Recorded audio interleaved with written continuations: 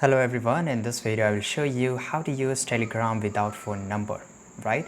And the main issue is that when I just go and open my Telegram here, you can see that Telegram is asking my country code and phone number. There's a no option of email address, right? So without, there's only one option, that is you have to enter your phone number, that's it.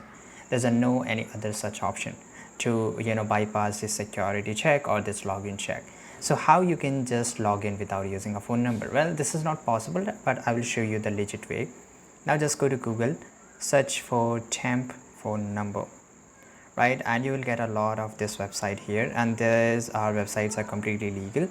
Now these are the website. For example, this is I will just go and search here. For example, I'm looking a phone number from a country, so I will just go and select a country here. Let's say I will just go and select here Australia and just go and click on rent a phone number.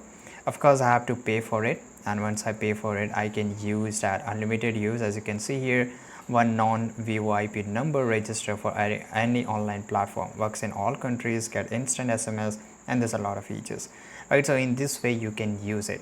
I hope you found this video very useful. Subscribe.